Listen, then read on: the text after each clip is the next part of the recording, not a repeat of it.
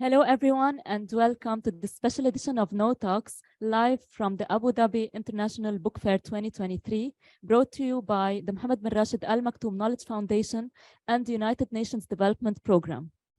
After having addressed sustainability from different angles, including climate action, food tech and security, gender equality, and most recently yesterday, recycling, today, we are delving into the importance of this collective action that is needed to achieve sustainable development. The main points that we will be tackling today are around the role of this tripartite dialogue in addressing complex challenges in building sustainable cities, in promoting collaboration and inclusivity in urban development, and thirdly, in fostering innovation and experimentation. And we are very honored to have with us a distinguished figure in the field of urban planning and sustainability, Mr. Shailendra Kaushik. Thank you. Hi, Shailendra. Thank you so much. Thank you. Thank you for joining us. So Shailendra is the founder of Cities Forum, which is a renowned global strategic advisory firm specializing in shaping sustainable cities. Shailendra has over two decades of experience in research, advisory work, and project financing. He brings a wealth of knowledge to the table today. Currently, Shailendra is based in Dubai, and he works as a consultant on different aspects of sustainable development, including smart cities, data-driven planning, integrated public transport, and the transition to electric mobility.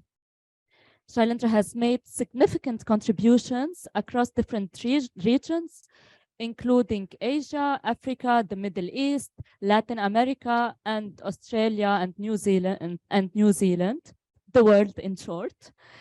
And his expertise also extends beyond traditional consultancy, where he also serves as a mentor to urban tech startups. Without further ado, let's delve into this session's themed Joining Forces for a Sustainable World Beyond Borders. Shailendra, with your extensive experience in urban planning, sustainable development, and your remarkable contributions to shaping cities globally, we can't wait to hear your insights. And I am very curious about the etymologies of names and words and especially names. And apparently, Shailendra means the king of the mountain. So we cannot wait to hear from the king of the mountain about urban planning and sustainability. Thank you so much. Thank you so much. It's a nice, elaborate, introduction. I will not talk much about me coming to the talk. So first of all, it's a pleasure and honor to be at this No Talk session. And today we'll be talking about sustainable cities because cities are going through a lot of transformation. So what I plan to cover during this discussion is that I'll set the context in terms of, where we are as far as the sustainable cities are concerned, and then speak about certain use cases that how a collaborative work is being done at the global level in order to meet the sustainable development goals, which is outlined by the United Nations. So this is the title of the presentation which has been given to me, like Joining Forces for a Sustainable World and Beyond Borders. So as you know, sustainability cannot be confined to a border. If it's an air quality issue here, so it will not confine to the boundary of the country. It can reach to other countries. If you are consuming certain product which has been manufactured in some other country, so it basically touch the life of everyone. So it's a collective effort. And then how this collective effort is being practiced globally, considering the challenges which the sustainable, development goals in terms of mitigating those problems which we are facing. So I'll talk about those in terms of. So first of all, what we do. So we are a global strategic think tank and we specialize in the city sector. So cities are our bread and butter. So that is what we do. So it's an interesting journey. So we were co-founded, the company was co-founded about 4 years ago in University of Oxford.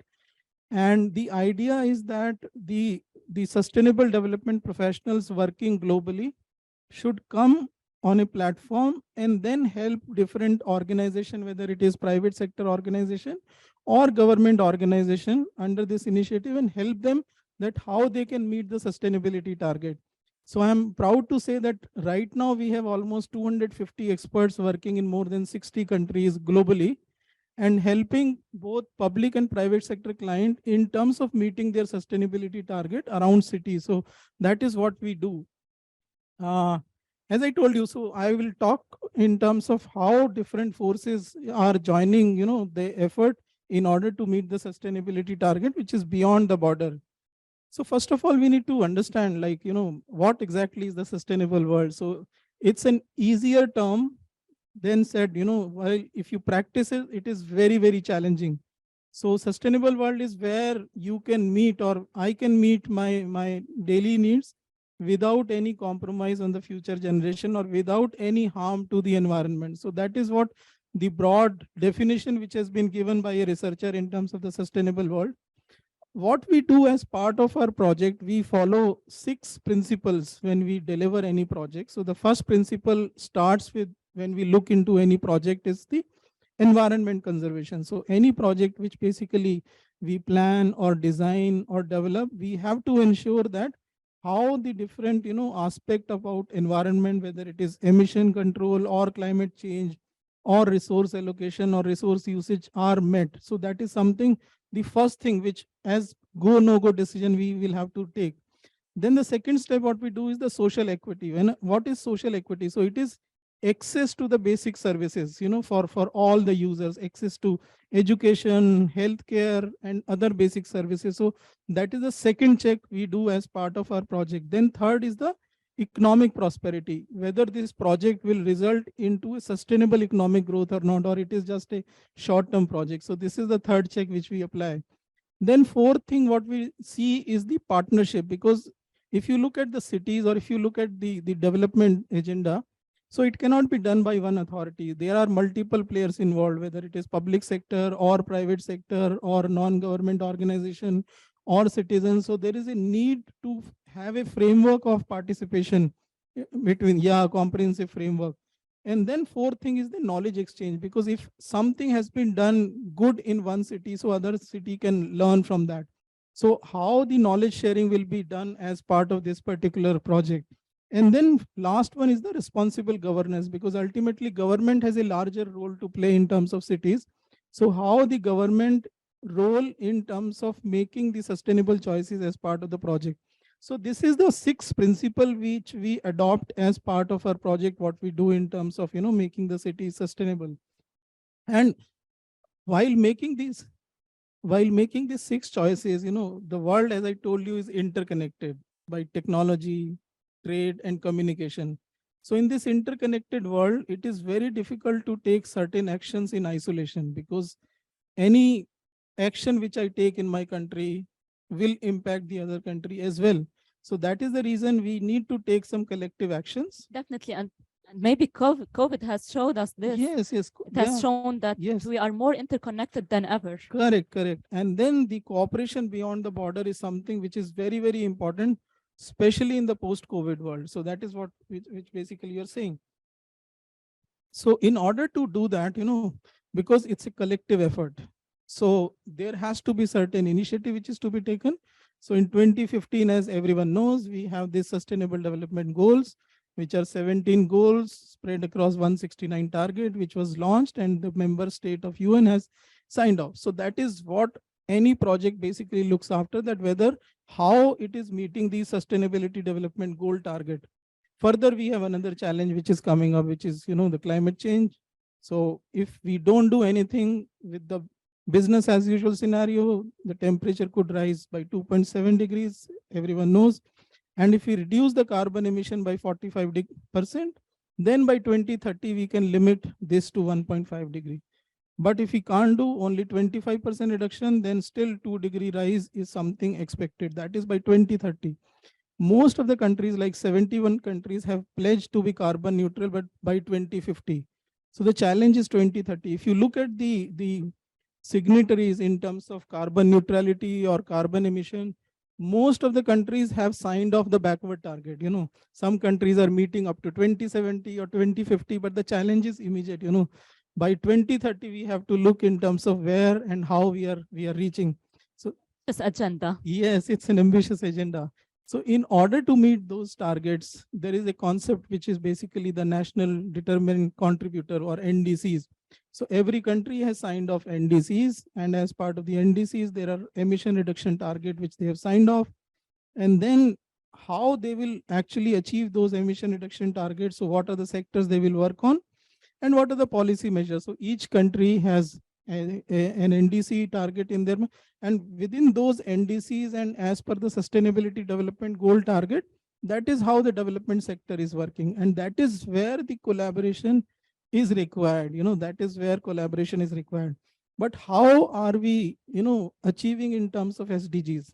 So this is the report from last year as of 2022.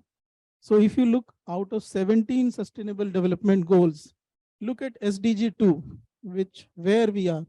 So SDG 2, almost 80%, if you see, either we have stagnation or regression or insufficient data.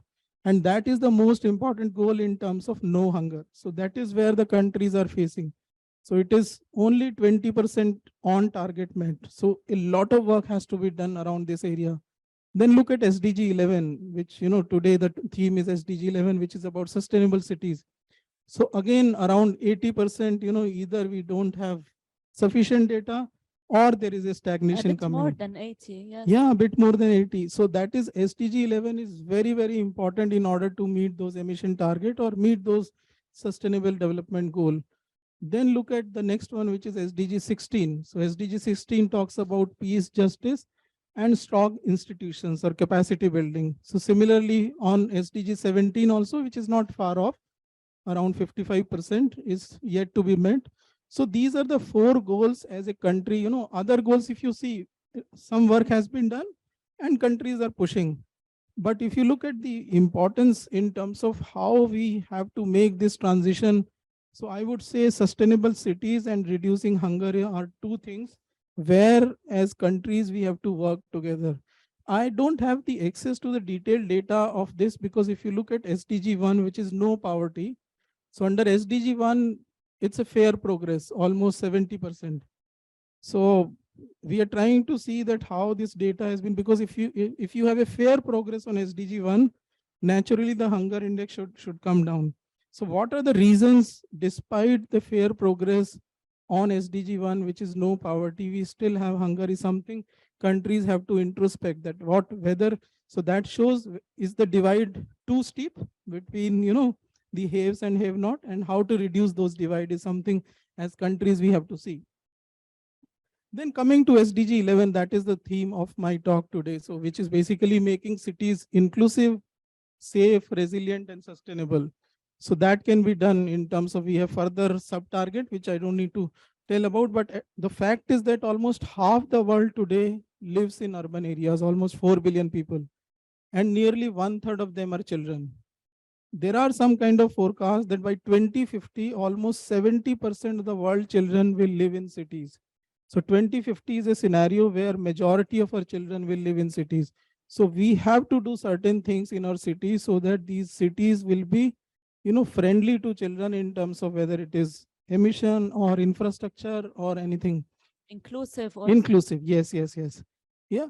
So how this SDG 11, is being implemented? So there is a step down process. Like first thing is, there is a national action plan. So each country had prepared a national action plan in terms of how to meet those SDG 11 target.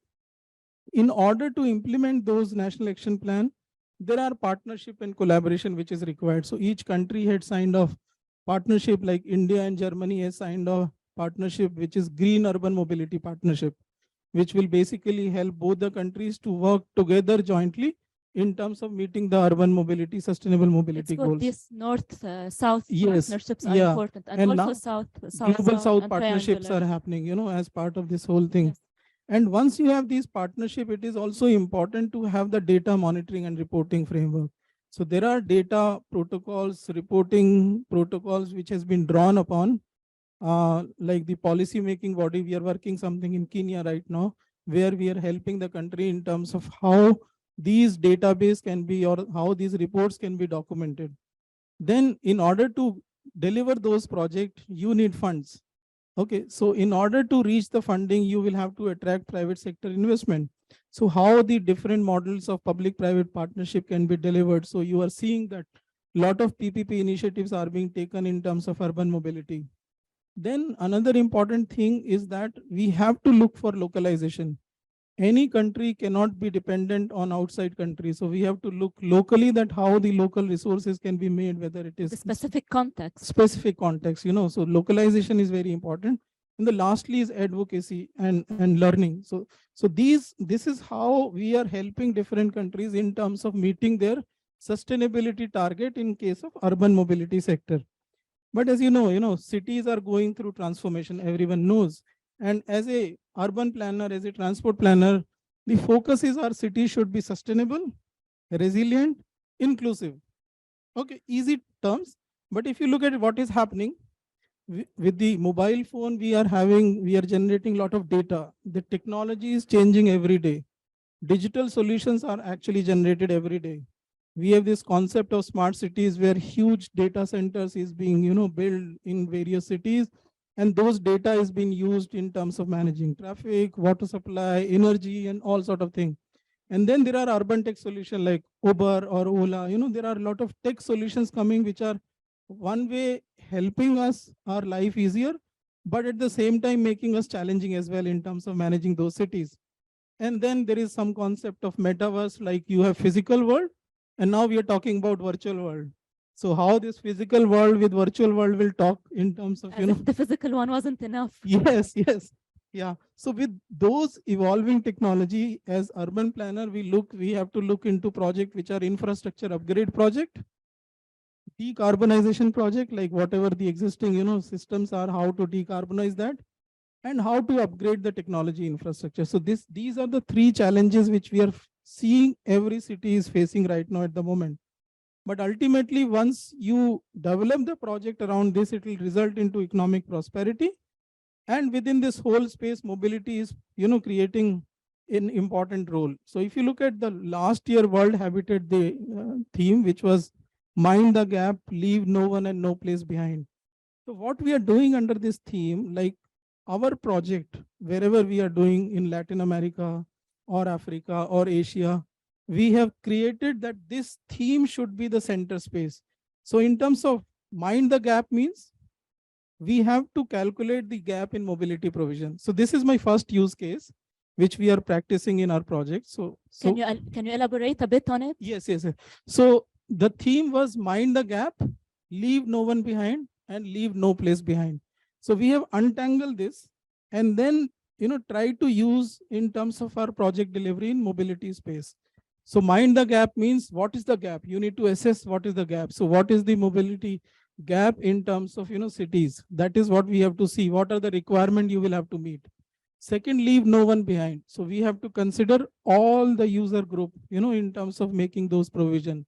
Leave no place behind means accessibility to all the people, that there is no place which is not accessible. So if you follow this principle, I'm sure you will be able to, achieve in terms of sustainability. It looks simple. Yeah, it looks simple, but let me tell you how we are trying to do this. So this project, we have done one project in 2020, which is Project Impact.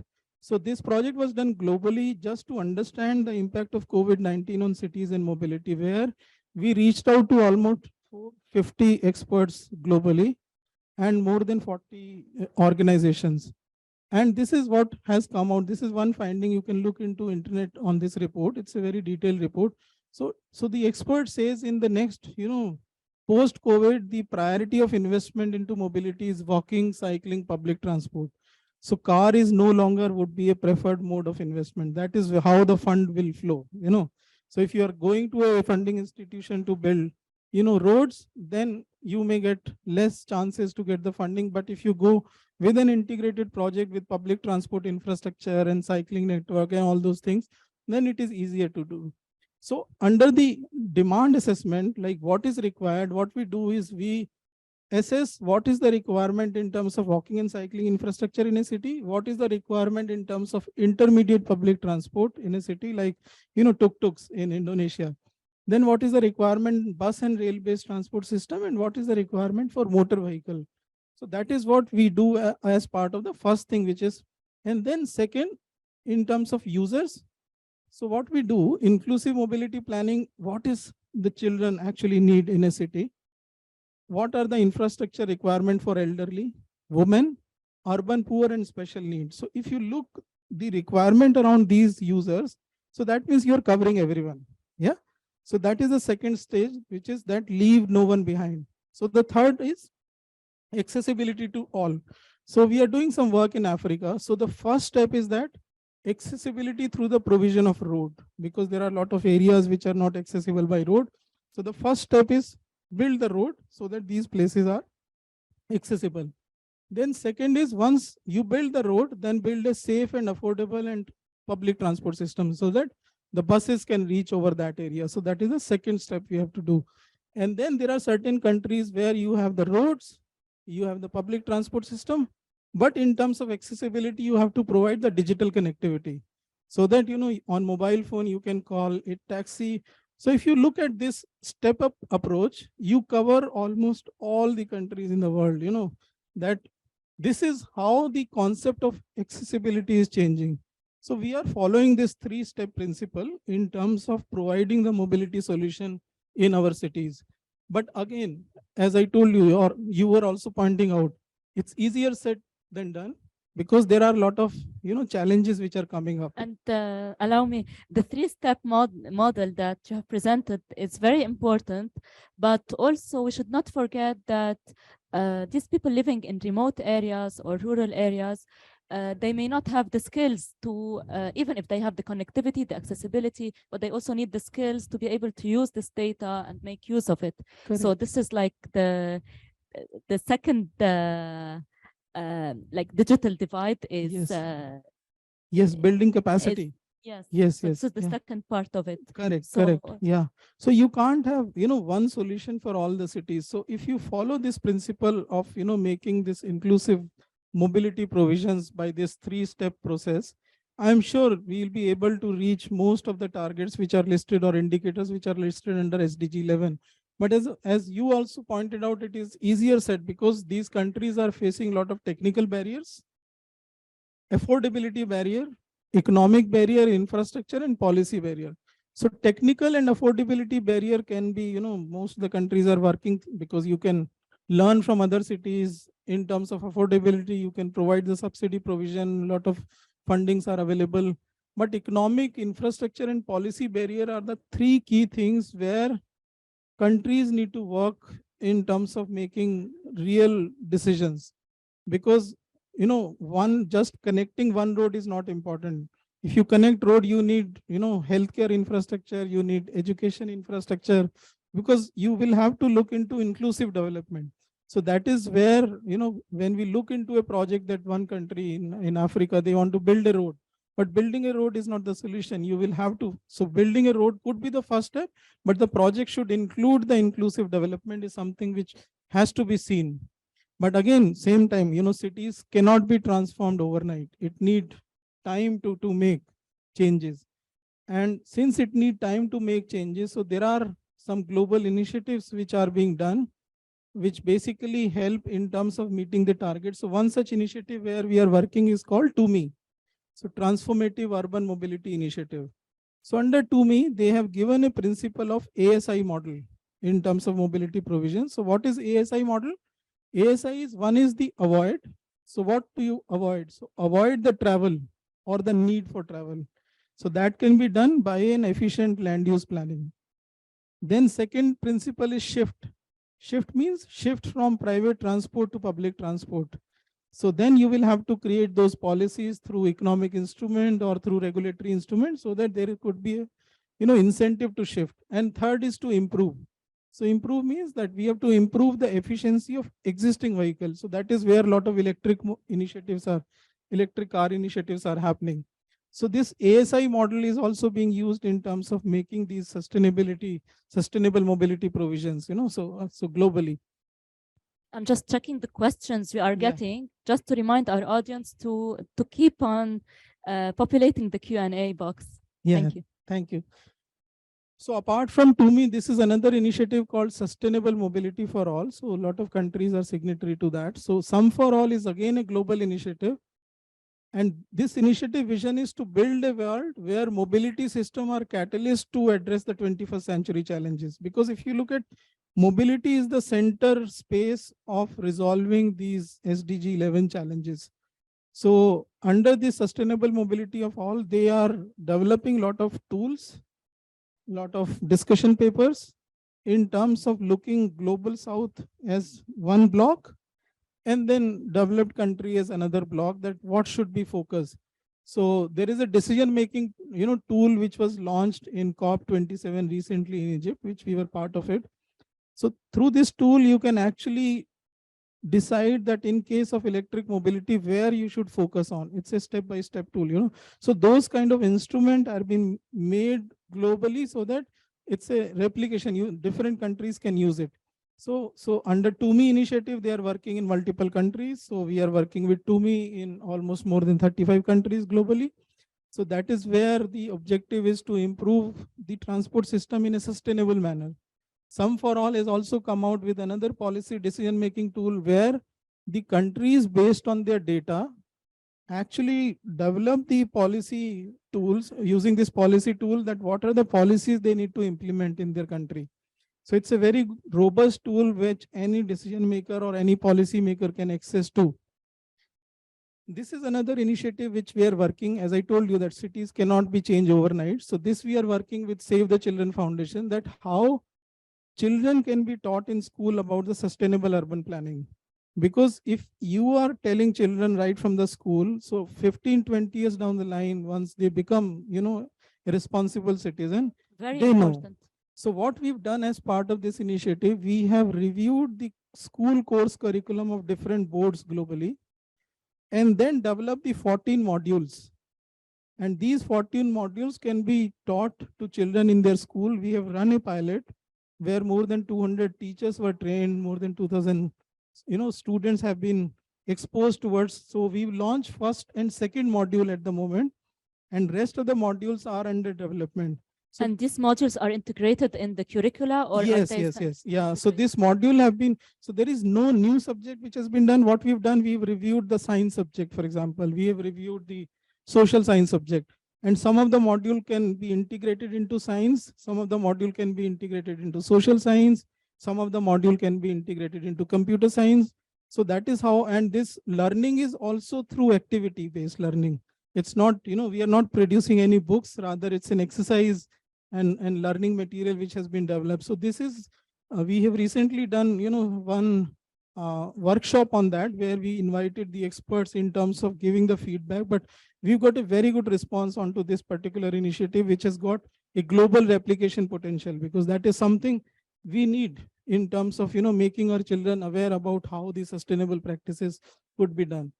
That is another global initiative which we are working. It's called Reimagining World Cities. So under this initiative, the best practices across various cities we are capturing, whether it's a project or it's a practice or a policy, and see that how this initiative can be replicated into other countries or other cities. So this is another initiative which we are working on. So this was my last slide. So the important point which I want to make, that capacity building is something, one area which is very, very important. Second, making citizen aware or education in terms of whether it is children or citizen or nationals or expat, which is very, very important in terms of making the sustainable cities. And third is looking into long-term, not into a short-term vision, or short-term solution.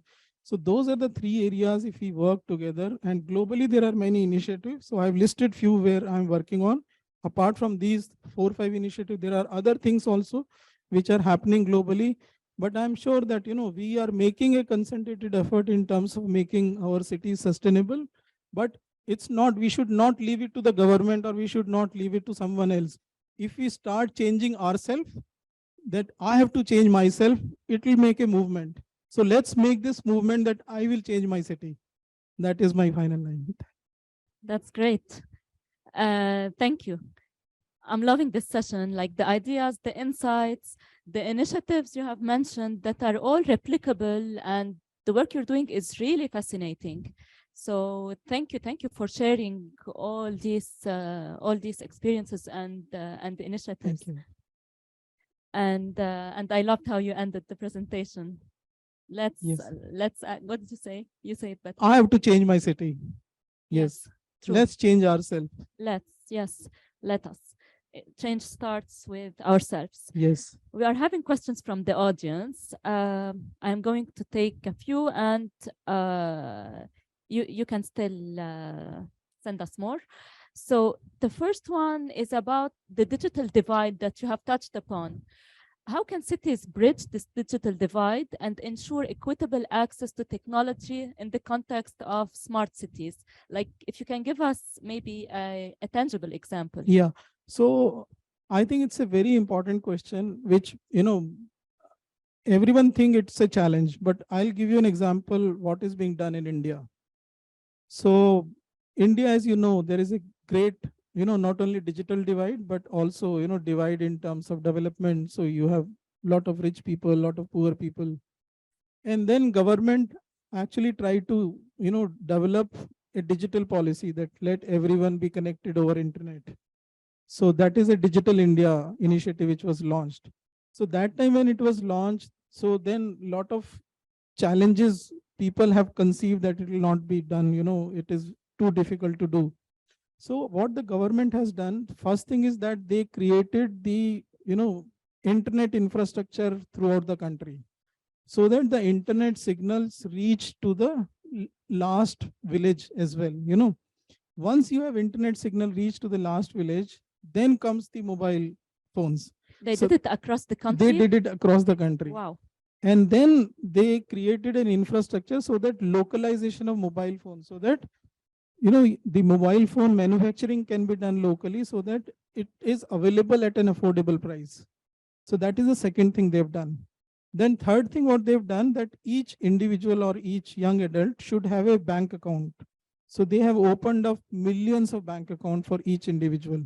So once you have the bank account, which is digital, you have the internet infrastructure, and you have affordable mobile phone, then, it's like revolution which has happened. So right now what is happening in India, every tea stall or every restaurant, everyone has got this digital payment system. In real time, more than 40% of the digital payment system happening in India. So it is, how the government is creating a policy is basically important. India is not something which, you have literacy level is also very low, but people are used to it. Once you have the mobile phone on their hand, they can, if you look at a kid which is 4 year or 5 year old, he can also look into the mobile phone and try to discover. So it is important that you create the infrastructure and the enabling ecosystem to reduce this digital divide. So that is the role of the government which they have to play. That's fascinating. This digital transformation in India. Yes. So I'm going to take more questions, and also the audience with us can also, I can give them the mic if they wish to ask questions. So my next question is about financing. You mentioned it, and it is a huge challenge for sustainability. And it is a key part in partnerships, resource mobilization. So my question is, what innovative financing models or approaches can cities explore to support sustainable initiatives and overcome financial barriers? Yeah, I think very important question, because we do capacity building program across Ministry of Finance in various countries, that how they can leverage upon the resources they have got. So it's a choice. For example, right now, or conventionally, the way infrastructure development work was happening, it is through public sector funding. So if I am government agency, I have $100, to invest into infrastructure project. So I have two choices. Choice number one, that I invest that $100 million or $100, whatever the number is, in one project, which is $100 million project. Then the second choice is that I leverage that $100 million I have got through join hand with the private sector. So in this leveraging, what happens, in case of any project, I have $100 million, I invest 20 million in a project, and I ask private sector to invest the remaining $80 million.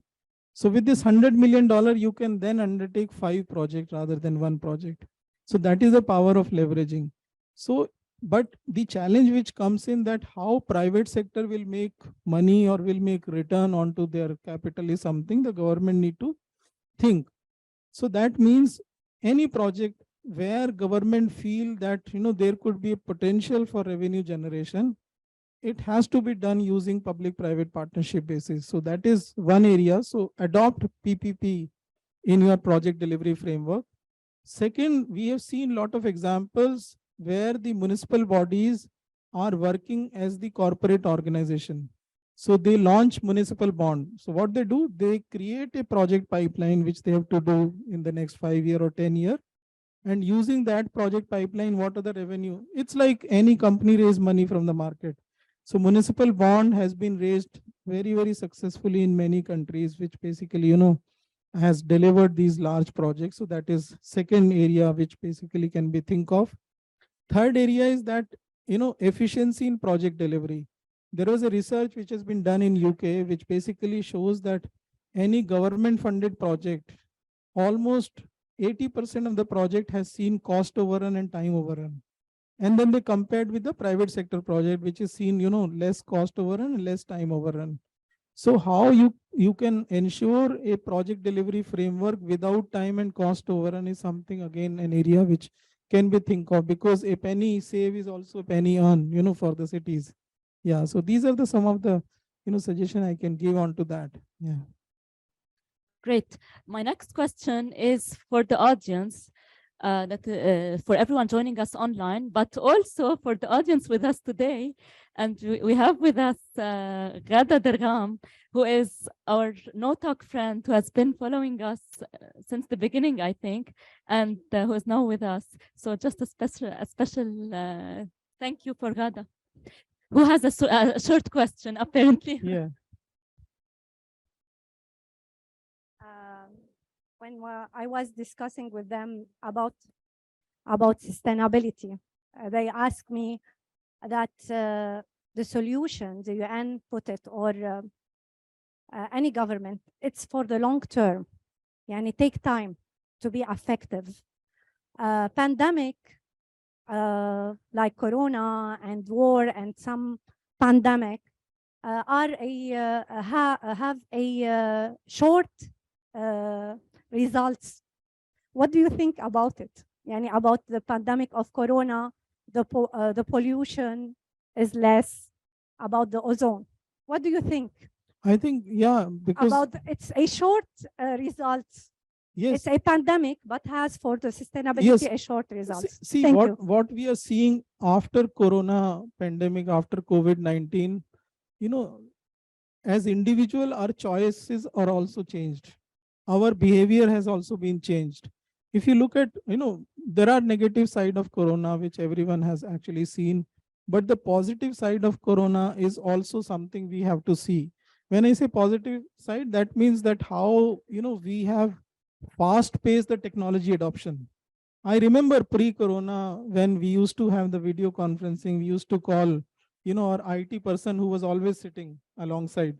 But now everyone talks on video conferencing, which basically impacted the result of traveling. As a company, before Corona, we used to travel a lot to attend the conferences and meetings and workshop. But post-Corona, I think majority of the meetings are happening virtually. We are thinking 3 times before traveling. Yes, yes. So that is a positive side of it. So your travel demand has been reduced considerably. This is number one. Second, if you look at work from home culture, so again, it's a debatable issue. Work from home, positive, negative, but we had done as part of a project impact, some consultation. And what we found out after this, that work from home effectively increasing the employee productivity. That has been seen through data. So, and it is not only increasing the efficiency, but at the same time, if you look at the way, our cities have changed as a result of this, the companies need less commercial space, the office size is contracting. And then employees have also moved to far off places. We are seeing a lot of, employees are moving to the smaller cities outside suburb, which is basically creating a lot of economic demand around those areas. So that is the positive side which has come, and this naturally has come. So it is being caused by COVID-19 because we didn't have any choice. But if you continue this particular, behavioral change trend, I'm sure that the SDG goals which we are talking about should be met within time. I will not say early because we are lagging behind, but we can definitely meet substantial portion of it within time. Thank you. Thank you. So my next question is for the audience, for everyone who is here. We'll take your answers later on, but for everyone who is online, and I will ask you this question. I will have the same question for you as well. So the question is, where's the question? Okay. Yes, so I want you to imagine that you have the power to make one change in your city to make it more sustainable. What would this change be? So later on, we will have a word cloud based on all your answers, but I also want to hear from the expert. I will travel less. You will travel less. Yes. Great. Okay, I want to ask you one more question.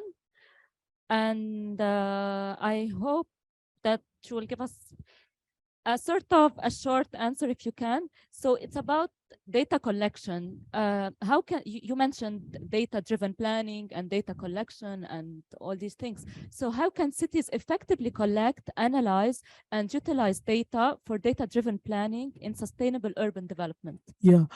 I think data collection practice 5 years back and now is completely changed because the way mobile phone has penetrated, you have cameras throughout the city.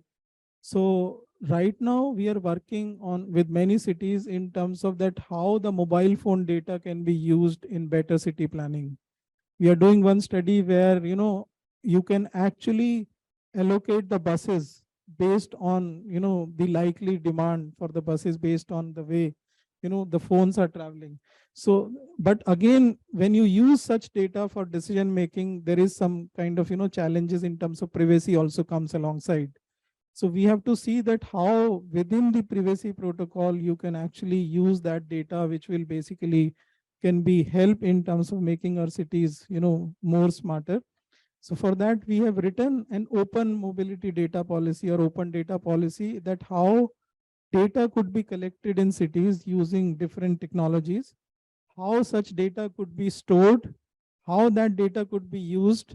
So what is the protocol? So that open mobility data policy or open data policy is available on our website. You can look into that, because what we've seen, if you make the data available on an open protocol, we are working with a lot of urban tech startup. Lot of new business comes in. For example, let me give you an example which we are working on. So if you make the data for say, Dubai Metro, Dubai has the metro system, Abu Dhabi is building that. So if you make the data available for the metro rider, that how many riders are likely to, come out from the station. So then the last mile and first mile connectivity companies can generate, because I know in the next station how many riders are coming out, how many riders will be going up. So that these are the smaller things which, if you put the data on an open portal, a lot of new business. So if you look into the way new urban tech startups are happening, they are using this open data to develop their business.